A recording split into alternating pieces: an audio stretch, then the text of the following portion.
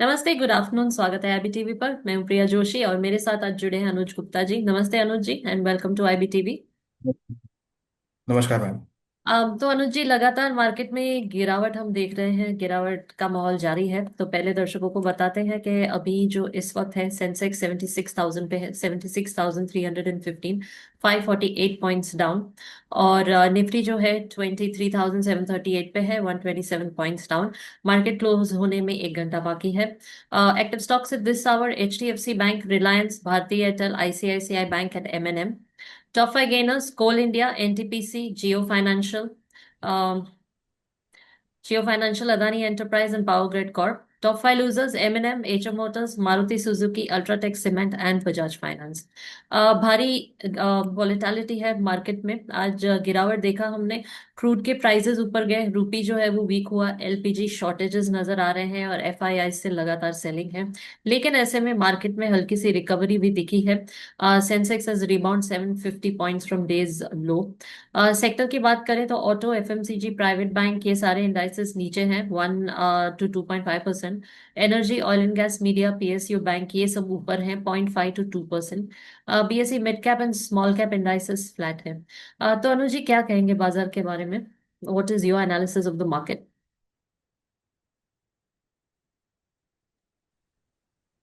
प्रिया जी देखिए, कहीं ना कहीं जो जियो पॉलिटिकल कंसर्न्स है उसकी वजह से एक लोगों का जो एक ट्रेडिंग का बिलीफ होता है वो यहाँ पर डगमगाते हुए नजर आया है। क्योंकि देखिए खरीदारी मार्केट में देखने को नहीं मिल रही है, चाहे वो जी। आपका इक्विटी हो, चाहे वो कमोडिटी हो, चाहे वो फॉरेक्स हो। सभी हम्म। के अंदर हम देख रहे हैं कि लोग बिकवाली के मोड में हैं, लोग अनसर्टेन होते हुए दिखाई दे रहे हैं।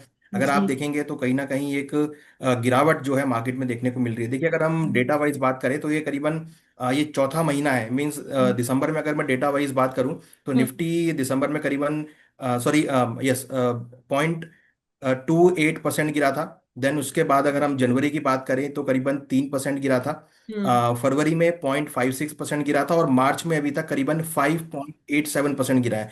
तो अगर हम्म। हम ऑलमोस्ट बात करें तो करीबन 10% के आसपास की गिरावट अभी तक हम पिछले 4 महीनों में देख चुके हैं। हम्म। वहीं अगर हम बात करें सेंसेक्स में, तो सेंसेक्स में भी हम बड़ी गिरावट होती हुई देख रहे हैं। हम्म। यहाँ पर एक जो सेंटीमेंट है वो यहाँ पर वीक बनता हुआ नजर आ रहा है। तो अगर आप हम्म। अब भारतीय बाजारों की बात करेंगे तो भारतीय बाजार अब उस लेवल पर आ गए हैं जहां पर हम 1 अप्रैल 2025 में थे। तो उस लेवल पर यहाँ पर भाव आते हुए दिखाई दिए। मीन्स 1 अप्रैल से लेकर अभी तक, 1 अप्रैल 2025 से लेकर अभी तक अगर आप देखें तो करीबन 11 महीने बीत चुके हैं। हम्म। ऑलमोस्ट 12 ही महीने मान के चलिए। और इन 12 महीनों में मार्केट अपने पूरे ईयर लो पर यहाँ पर आ चुका है। फाइनेंशियल कैलेंडर, फाइनेंशियल की अगर हम बात करें तो हम्म। सेंटीमेंट जो आप देखेंगे पूरे वीक यहाँ पर होते हुए दिखाई दिए हैं और ये लग नहीं रहा कि यहाँ पे जल्दी ही सुधरता हुआ नजर आएगा। हम्म। क्योंकि अगर हम बात करें, अगर हम सेक्टर वाइज भी बात करें तो कहीं ना कहीं युद्ध की वजह से सबसे ज्यादा इम्पैक्ट पड़ा है फ्यूल सेगमेंट में, जिसमें हम देख रहे हैं क्रूड के भाव ऑलमोस्ट $100 के आसपास मूव करते हुए नजर आए। हम्म। नेचुरल गैस के भाव मूव करते हुए नजर आए। और देखिए एक इकोनॉमी को चलाने के लिए सबसे ज्यादा फ्यूल की जरूरत होती है। अगर हम्म। फ्यूल नहीं होगा तो इकोनॉमी ग्रो नहीं कर पाएगी। हालांकि अगर हम इसको कंपैरिजन करें कोविड के टाइम से, तो हम्म। कोविड के टाइम पे ऐसा कोई शॉर्टेज नहीं था किसी भी आइटम का, सबकी हम्म। सप्लाईज बहाल थी, जहां हम्म। पर हमने क्रूड माइनस में जाते हुए देखा था। बट जी। यहाँ पर अगर आप देखेंगे तो सीधा जो ईरान ने चोट करी है वो पेट्रोल डीजल के टैंकर पे करी है, जिसकी वजह से पेट्रोल डीजल की जो सप्लाई है वो यहाँ पर डिस्टर्ब होती हुई दिखाई दी है। और हम्म। सीधी सी बात है, अगर पेट्रोल डीजल गैस की सप्लाई कम होगी तो हम्म। कोई भी इंडस्ट्री नहीं चल पाएगी, कोई भी गाड़ी नहीं चल पाएगी, कोई भी ट्रांसपोर्टेशन नहीं होगा। इवन हम्म। घर की जो कुकिंग कोल है वो भी यहाँ पे नहीं चल पाएंगी। तो मुझे हम्म। लगता है कि जो ये इन्होंने अटैक किया है वो पूरे ही एक सिस्टम के ऊपर अटैक किया है, जिसकी वजह से क्रूड, नेचुरल गैस, डीजल सबकी सप्लाई बाधित होती हुई नजर आ रही है। और हम्म। अगर ये युद्ध ऐसे ही चलता रहा तो उसका इम्पैक्ट हम देखेंगे पूरे इक्विटी बाजार पे दोबारा से देखने को मिलेगा। क्योंकि अगर हम देखें तो कहीं ना कहीं जो भी कंपनीज हैं, अगर हम पूरे सभी कंपनीज को इवेल्युएट करें तो सभी कंपनी टोटली डिपेंड होती है फ्यूल सेगमेंट के ऊपर। और अगर फ्यूल सेगमेंट हाई होगा तो डेफिनेटली कंपनीज की कॉस्टिंग जो है वो बढ़ती हुई नजर आएगी और इन्फ्लेशन ग्रो बढ़ता हुआ नजर आएगा। जी।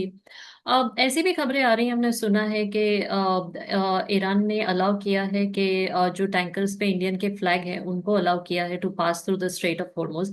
लेकिन ईरान जो है वो इस बात को मना कर रहा है। तो आपको क्या लगता है, इसमें कितनी सच्चाई है? देखिए ये अटकलें हैं कि ईरान जो है इंडियन फ्लैग वाले शिप्स को जो है छोड़ रहा है। मगर हमने देखा है रिसेंटली कल रात को ही एक वेसल के ऊपर अटैक भी हुआ है। तो ये हम्म। बातों में देखिए कुछ क्लैरिटी अभी तक नहीं आ पा रही है कहीं से भी हम्म। सोर्स से। नहीं न्यूज आ पा रही है। तो अगर ये आता है, देखिए अगर ये सप्लाई चालू होती है तो सबसे हम्म। ज्यादा जो फायदा वो इंडिया को, इकोनॉमी को आता हुआ दिखाई देगा। तो हम्म। अगर कोई भी वेसल्स आते हैं इंडिया की तरफ तो वो इंडिया के लिए फायदेमंद होगा, क्योंकि इंडिया की जो इकोनॉमी है वो टोटली डिपेंड है ईरान ऑयल पे, रशियन ऑयल पे। तो अगर ऑयल गैस टाइम से भारत में आएंगे तो ये इकोनॉमी ग्रो करती हुई नजर आएगी, अदरवाइज कहीं ना कहीं वो फिर थोड़ा सा बैकवर्ड में जाती हुई नजर आएगी। तो हम्म। हम देख रहे हैं कि जो टैंकर हैं उसको लेकर अभी तक कोई क्लैरिटी नहीं है। कुछ खबर ऐसी भी आ रही है कि वो उन्होंने अटैक भी किया है, कुछ खबर ऐसी भी आ रही है कि उन्होंने छोड़े भी हैं। तो देखिए ये कब तक बात कितनी सत्य है, ये हम्म। तभी पता लगेगा जब पोर्ट के ऊपर जो डिलीवरीज है वो आनी चालू हो जाएंगी। और डिलीवरी आने में मुझे लगता है कि 1 से 2 दिन का टाइम लगेगा। तो हम्म। मीन्स ये जो वीकेंड है, सैटरडे संडे है, ये बहुत क्रूशियल होगा मार्केट के लिए। अगर सैटरडे संडे तक सप्लाईज आ जाती हैं तो इकोनॉमी दोबारा से चल पड़ेगी, अदरवाइज वो जो शॉर्टेज वाला, किल्लत वाला पार्ट है वो आपको इंडियन इकोनॉमी में भी होता हुआ दिखाई देगा। जी, बिल्कुल सही। तो देखते हैं कि क्या आगे डेवलपमेंट्स होते हैं। इलेक्ट्रिसिटी शेयर्स है उनमें भी बाइंग नजर आ रहा है। कोल इंडिया पावर ग्रिड जो है वो टॉप गेनर्स है निफ्टी में। आप क्या कहेंगे? I think there is a rise of about 4%। What are your thoughts on that? देखिए अगर आप देखेंगे तो पेट्रोल डीजल के बाद सबसे ज़्यादा यूज़ होगा कोल, क्योंकि हम्म। कोल भारत की सबसे बड़ी, अगर हम देखें तो खाद्यान्न है, और कोल में भारत सबसे आगे है। तो मुझे लगता है कि जो सारी इलेक्ट्रिसिटी सप्लाईज हैं जो, क्योंकि अब देखिए अगर पेट्रोल डीजल खत्म होंगे तो इलेक्ट्रिसिटी की यूज़ होगा। हालांकि हम बहुत काफ़ी हद तक ईवीज के ऊपर शिफ्ट होते हुए दिखाई दिए हैं। और अगर हम कुकिंग के बारे में बात करें तो शायद हो सकता है कि गैस पे ना लोग अब फिर इंडक्शन कुकर के ऊपर शिफ्ट होते हुए दिखाई देंगे, जहाँ पे इलेक्ट्रिसिटी की रिक्वायरमेंट बढ़ेगी। तो हम देख रहे हैं कि ऐसे में इलेक्ट्रिसिटी के भाव बढ़ सकते हैं, इलेक्ट्रिसिटी की सप्लाई बढ़ सकती है। हालांकि हम गर्मियों में अभी एंटर कर रहे हैं और इस टाइम अगर आप देखेंगे तो मौसम पहले के मुकाबले काफी ज्यादा गर्म है। तो हम्म। इलेक्ट्रिसिटी की डिमांड भी यहाँ पे बहुत बढ़ने वाली है। तो उसकी वजह से हम देख रहे हैं कि इलेक्ट्रिसिटी शेयर्स को इसका फायदा होता हुआ दिखाई दे सकता है, क्योंकि हम्म। कोल की डिमांड बढ़ेगी। क्योंकि कुछ इंडस्ट्रीज जो पहले गैस के ऊपर शिफ्ट हो गई थी, वो अब दोबारा से अगर गैस नहीं मिलेगी तो कोल के ऊपर शिफ्ट होती हुई दिखाई देंगी। इनफैक्ट अगर हम एक हम्म। एग्जांपल की बात करें तो बहुत सारे इंडस्ट्रियल होटल्स वगैरह बंद हो गए हैं, तो अब दोबारा से वो कोल के ऊपर शिफ्ट होते हुए दिखाई देंगे या इंडक्शन के ऊपर शिफ्ट होते हुए नजर आएंगे। तो अगर वो इंडक्शन पे शिफ्ट होते हैं तो इलेक्ट्रिसिटी की डिमांड बढ़ेगी, जिससे इलेक्ट्रिक जो स्टॉक्स हैं उस पर यहाँ पर, या कोल बेस्ड जो स्टॉक्स हैं उनकी यहाँ पर जो है अपसाइड मोमेंटम आ सकता है। हम्म। जी। तो इस वक्त काफी कंफ्यूजन है, तो आप क्या कहेंगे कि अगर इन्वेस्ट करना है तो it's a right time to invest in equity और म्यूचुअल फंड्स या फिर कमोडिटीज? देखिए इस टाइम पे बहुत चूजी आपको रहना पड़ेगा, क्योंकि अगर हम बात करें, अगर हम थोड़ा सेक्टर वाइज जाएं, अगर हम बात करें ऑटो सेक्टर में, तो ऑटो सेक्टर में लोग इस टाइम बिल्कुल पीछे हटे हुए हैं, क्योंकि हम्म। अनसर्टेनिटी बनी हुई है। हम्म। पेट्रोल के भाव ज्यादा है तो सब लोग यहाँ पे वेट कर रहे हैं कि एक बार वॉर रुक जाए तो खरीदारी करें। दूसरी तरफ अगर हम मेटल सेक्टर में जाएं तो मेटल सेक्टर में भी कहीं ना कहीं इंडस्ट्रीज को इम्पैक्ट आ रहा है, क्योंकि बहुत सारी ऐसी इंडस्ट्री जहाँ पर गैस का यूज होता है। तो अगर हम्म। गैस टाइम से नहीं पहुंचेगी तो मेटल इंडस्ट्री में उसका इम्पैक्ट आता हुआ दिखाई देगा। दूसरी तरफ अगर हम देखें तो कहीं ना कहीं अगर हम कमोडिटी सेगमेंट की बात करें, अगर हम एग्रीकल्चर सेक्टर की बात करें, तो इस बार एग्रीकल्चर सेक्टर में बहुत अच्छी प्रोडक्शन हम देख रहे हैं। हम्म। प्लस इस बार अल नीनो का फियर भी यहाँ पर आता हुआ दिखाई दे रहा है, तो उसकी वजह से भी थोड़ा सा डिस्ट्रप्शन आ रहा है। तो मुझे लगता है कि अभी बहुत चूजी रहना पड़ेगा स्टॉक्स को लेके, जैसे इलेक्ट्रिसिटी है, या फिर बहुत शॉर्ट टर्म के लिए हमको ट्रेडिंग इसमें देखनी पड़ेगी। लॉन्ग टर्म के लिए मुझे लगता है कि तभी डिसीजन लें जब ये वॉर रुकता है। जी। तो आप पोर्टफोलियो को कैसे कंस्ट्रक्ट करना चाहेंगे? आप क्या एडवाइस देंगे कि कौन सा परसेंटेज आपको किस में डालना चाहिए, खास करके गोल्ड और सिल्वर में? देखिए गोल्ड सिल्वर में भी अगर आप देखेंगे तो कोई खास मूवमेंट नहीं आ रहा है, क्योंकि देखिए गोल्ड सिल्वर के लिए सबसे बड़ा जो सेटबैक आ रहा है वो आ रहा है सऊदी अरेबिया से। सऊदी अरेबिया बहुत बड़ी मार्केट है, और अगर हम्म। हम एक पर्टिकुलर दुबई की बात करें तो दुबई करीबन 20 से 25% टोटल डिमांड का जो है भरपाई करता है। तो मीन्स हम्म। करीबन 1200 से लेकर 1500 टन का हर साल का वहाँ का बिजनेस है। और अगर आप देखेंगे तो जो गोल्ड है वहाँ पर डिस्काउंट में चला गया, मीन्स वहाँ हम्म। पर करीबन $30 के आसपास डिस्काउंट चल रहा है दुबई की मार्केट में। तो वहाँ पर सब टूरिस्ट नहीं है, और कहीं ना कहीं वहाँ पे जो खरीदार है वो वहाँ से गायब होते हुए नजर आ रहे हैं, जिसकी वजह से वहाँ के जो दुकानदार है वो वहाँ पर डिस्काउंट देते हुए नजर आ रहे हैं। तो जो बिक्री है वो वहाँ पर कम हम्म। हो गई है, जिसकी वजह से हम देख रहे हैं कि प्राइसेस जो हैं वो उस हिसाब से मूव नहीं कर रहे हैं। हालांकि ऐसी स्थिति में सेवेबल वन डिमांड देखने को मिलती है, मगर इस बार जो इम्पैक्ट आया है वो गोल्ड की टोटली डिमांड के ऊपर आता हुआ नजर आया है। क्योंकि हम्म। देखिए एक तो ईद का टाइम है, नवरात्रों का टाइम है और ऐसे में खरीदारी गोल्ड सिल्वर की देखने को बिल्कुल भी नहीं मिल रही है। ज्वेलर्स ऑर्डर नहीं ले रहे हैं क्योंकि गोल्ड सिल्वर की सप्लाई शिप के रास्ते से नहीं आ पा रही है। तो ऐसे हम्म में जो प्राइजेस हैं वो ऑलरेडी काफी डिस्काउंट होते हुए नजर आ रहे हैं। और हम्म कस्टमर भी देखिए इस टाइम पे कैश में बैठना ज्यादा पसंद कर रहा है, क्योंकि उसको लगता है कि अगर कुछ अनसर्टेनिटी हुई तो इजीली कैश को यूटिलाइज कर पाएगा। तो हम्म उसकी वजह से थोड़ा सा यहाँ पर वेट एंड वॉच की स्थिति है। मुझे लगता है कि थोड़ा शॉर्ट टर्म के लिए अभी ये स्थिति यहाँ पर बनी रहेगी। तो हम्म पोर्टफोलियो के लिए मुझे लगता है कि मल्टी एसेट में जा सकते हैं, जिसमें मल्टी एसेट जो फंड्स हैं म्यूचुअल फंड के, वहां पर देखा जा सकता है, जहां पर आपको मॉडरेट रिटर्न मिल सकता है। प्लस यहाँ पर ईटीएफ के थ्रू स्मॉल स्मॉल क्वांटिटी में ऐड गोल्ड सिल्वर के ईटीएफ में ऐड कर सकते हैं, क्योंकि अल्टीमेटली लॉन्ग टर्म में गोल्ड सिल्वर का ट्रेंड पॉजिटिव रहेगा, जिससे हम्म मार्केट को सपोर्ट मिलेगा।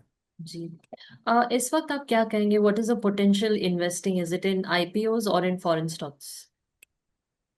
देखिए अभी फॉरेन स्टॉक्स के बारे में भी कहना ठीक नहीं, क्योंकि अभी आप देखेंगे तो ईरान ने बोला है कि वो ओरेकल, माइक्रोसॉफ्ट, अमेजोन सबके ऊपर अटैक करने की कोशिश जी। कर रहा है। तो और हम्म देखिए वो भी एक बहुत बड़ा सेटबैक है। अगर उनके किसी भी सिस्टम के ऊपर अटैक होता है तो इट मीन्स कि वो एक बहुत बड़ा अटैक होगा, जो कि साइबर के ऊपर अटैक हो सकता है, इंटरनेट के ऊपर अटैक हो सकता है। तो एक वो बहुत बड़ा चैलेंज हो जाएगा पूरी इकोनॉमी के लिए। तो हम्म मेरे हिसाब से डोमेस्टिक मार्केट को ही देखना चाहिए। हम्म डोमेस्टिक मार्केट में जो अपने टॉप 50 स्टॉक्स हैं हम्म उसमें चूज कर सकते हैं, जो अंडर वैल्यूड हो गए हैं या जिनमें डिस्काउंट मिल रहा है, या फिर वो काफी हद तक काफी करेक्ट हो गए हैं बट हम्म उनका फंडामेंटल काफी स्ट्रांग है, तो उसमें इन्वेस्टमेंट किया जा सकता है। बट मुझे लगता है कि इंटरनेशनल स्टॉक थोड़ा सा वेट एंड वॉच करना चाहिए, क्योंकि जब तक ये वॉर की क्लैरिटी नहीं आएगी तब तक मुझे लगता है कि एग्रेसिव इन्वेस्टमेंट से बचना चाहिए। जी। आपको क्या लगता है, व्हाट वुड यू से is a good stock at the moment? क्या आप कोई पर्टिकुलर स्टॉक रेकमेंड करना चाहेंगे? देखिए मुझे लगता है कि यहाँ पर जैसे कि हम देख रहे हैं इलेक्ट्रिसिटी के स्टॉक्स हैं जो कोल बेस हैं, जैसे हम्म एनटीपीसी है, पावर ग्रिड है, हम्म क्योंकि ये डोमेस्टिक स्टॉक्स है और इनके पास कोल की बहुत बड़ी भरमार है। तो यहाँ हम्म पर कोल की डिमांड बढ़ सकती है, कोल से हम इलेक्ट्रिसिटी जनरेट करेंगे तो डेफिनेटली कंपनीज के पोर्टफोलियो में उसकी प्रॉफिटेबिलिटी आपको दिखाई देगी। तो ये स्टॉक्स जो है वो यहाँ पर देखने को मिल सकते हैं। हालांकि अगर हम देखें तो रिलायंस में भी कुछ कुछ पॉजिटिविटी होगी, जब से ट्रम्प साहब ने कहा है कि $300 बिलियन का इन्वेस्टमेंट जो है रिलायंस कर रही है, तो उससे भी कुछ हद तक एक सपोर्ट आता हुआ दिख रहा है। वो कर सकते हैं। प्लस साथ में जो अच्छे बैंकिंग स्टॉक्स हैं जैसे एसबीआई है, आईसीआईसी है, हम्म या कोटक बैंक है, वहां पर आप इन्वेस्टमेंट कर सकते हैं, क्योंकि वो काफी अच्छे स्टॉक्स हैं, इनकी प्रॉफिटेबिलिटी अच्छी है, उनके फंडामेंटल काफी अच्छे हैं, वो वहां पर देख सकते हैं। प्लस गोल्ड सिल्वर के ईटीएफ हैं जिसमें हम कुछ पोर्टफोलियो डाइवर्सिफाई कर सकते हैं। और प्लस हम्म म्यूचुअल फंड की तरफ जाए तो मल्टी एसेट फंड है, जहां पर एक एसेट में ना लेके अगर हम डाइवर्सिफाइड करते हैं तो वहां पर हम्म, आपको मॉडरेट रिटर्न मिल सकते हैं। जी। कोई इन्वेस्टमेंट एडवाइस आप देना चाहेंगे इस सिचुएशन में?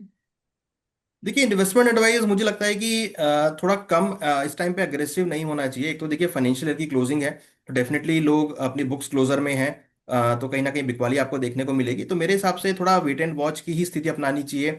हम्म जिनके पास स्टॉक हाई लेवल पे पड़े हैं, पैनिक में आकर उसको बिकवाली ना करें, क्योंकि स्टॉक जो ले रखे होंगे वो काफी अच्छे फंडामेंटल बेस पे होंगे। तो देखिए फंडामेंटल दोबारा से आएगा। हमने कोविड के टाइम पे भी एक ऐसा पैनिक आता हुआ देखा था, अगर आपको याद हो कि हम्म कोविड के टाइम पे ऐसा पैनिक आया था कि भाई सब कुछ खत्म हो जाएगा, बट वहां से एक अच्छी अपॉर्चुनिटी देखने को मिली थी। तो हम्म अब ये दोबारा से ऐसा स्थिति आई है कि जहां पर आपको अगेन एक अपॉर्चुनिटी देखने को मिलेगी। तो बिल्कुल भी पैनिक में ना आए। बेशक आप इन्वेस्टमेंट नहीं करना चाहते तो आप थोड़ा वेट कर सकते हैं, बट जो हम्म स्टॉक्स आपके पास रखें उसको बेचे ना, उसके लिए आप एवरेजिंग की रणनीति अपनाएं। जो स्टॉक्स हैं उनको गुड स्टॉक्स में कन्वर्ट करें और हम्म, लोअर लेवल पर उसमें एक्यूमुलेट करें। जी। अनुज जी, लास्ट क्वेश्चन। ईरान ने 3 शर्तें रखी हैं, ऐसा खबरों में आ रहा है, तो आपका इस बात को लेकर क्या एनालिसिस है, क्या कमेंट्स है? देखिए एक तो उसकी शर्त ये है कि उन्होंने ये बोला है कि यूएस जो है वो अभी क्या नाम है, अभी फिलहाल यूएस जो भी वॉर करेगा वो शर्त के साथ ही करेगा कि भाई वो आगे कभी भी वॉर नहीं करेगा। ये हम्म उनकी सबसे पहली शर्त है कि इंटरनेशनल गारंटी के साथ हम्म वो ये शर्त माने जिससे कि वो आगे कभी भी वॉर ना करे। हम्म दूसरी बड़ी बात कि इकोनॉमी में कोई हस्तक्षेप नहीं चाहते हैं किसी भी तरीके का। और हम्म तीसरी बड़ी बात क्रूड को लेके भी है। तो ये जो कोई ऐसी बातें हैं जो शायद यूएस ना माने, क्योंकि यूएस का वॉर जी। इसी को लेके हुआ था कि भाई वो न्यूक्लियर एटम ना बनाए, वो हम्म क्रूड की सप्लाई उनके ऊपर सैंक्शन लगा दे, या हम्म फिर वो वॉर की धमकी दे रहा था। तो ये जो शर्तें लगाई हैं ये उस लेवल की शर्तें, अगर ये शर्तें यूएस मान लेता है तो युद्ध एकदम से खत्म हो जाएगा। बट मुझे नहीं लगता कि यूएस ऐसी शर्त मानेगा। और हम्म ये देखिए हो सकता है कि बमबारी वाला युद्ध आपका खत्म हो जाए, मगर हम्म, एक कोल्ड वॉर टाइप से, गृह युद्ध टाइप से वो आपको यहाँ पर होता हुआ दिखाई दे सकता है। जी। Anuj ji, thank you so much for your analysis, और आज जुड़ने के लिए धन्यवाद। नमस्ते। Thank you ma'am. Thank you, नमस्ते।